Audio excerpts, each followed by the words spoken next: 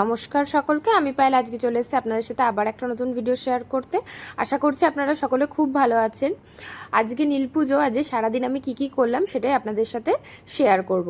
তো সকাল সকাল যা কাজ থাকে সেইগুলো করে তারপরে এসেছিলাম পাখিগুলোকে খেতে দিতে, কারণ ওরা একটা টাইমে আসে, সেই সময় আমি আর কি ওদেরকে খেতে দিতে আসি। তারপরে গেছিলাম এই বেড়ালগুলোকে খেতে দিতে। তো আজকে ইনি একাই ছিল, আর একজন ছিল না।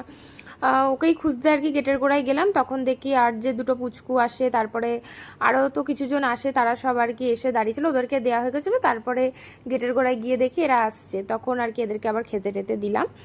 দিয়ে তারপরে ফ্রেশ ট্রেশ হয়ে নিয়ে আমি আর দিদি আর কি রান্নাঘরে ঢুকে গেছিলাম। আজকে নিরামিষ রান্না হয়েছে।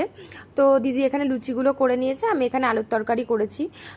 আর আমরা আজকে একটু ঠাম্মাকে দেখতে গেছিলাম, ঠাম্মা একটু অসুস্থ, তো হসপিটালে ভর্তি ছিল। তো সেখানে আর কি একটা শিব ঠাকুরের মন্দির ছিল, আর এখানে বজরংবলীর মন্দির, যেখানে আমি আসি একদম পাশাপাশিই থাকে।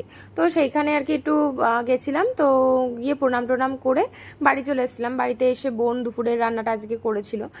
আর এসে বিকালবেলা ঘুম থেকে উঠে একটু বাগানে ঘুরছিলাম, গাছগুলো দেখছিলাম। খুব ভাল লাগে দেখতে এরকম সময় আর কি, বিকালবেলা বা সকালের দিকে।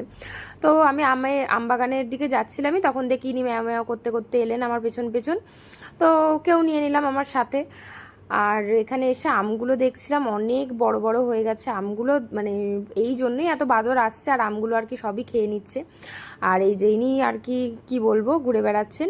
দিয়ে আমি আর বিকালে আমি আর আমার দিদির ছেলে একটু বেরিয়েছিলাম। তো সেখানে যাওয়ার সময় আমাদের পাড়ার যে মন্দিরটা, সেখানে আর কি গেছিলাম। তো ভিমার্টে গেছিলাম। ভিমার্টের এই বাচ্চাদের কালেকশন আমার এত ভালো লাগে, কি বলবো, আমি তো দেখে মানে আর পাগল হয়ে যাচ্ছিলাম, এত সুন্দর সুন্দর কালেকশন। দিয়ে রাত্রিরে এসে এনাদের খেতে দিলাম। তো দেখা হচ্ছে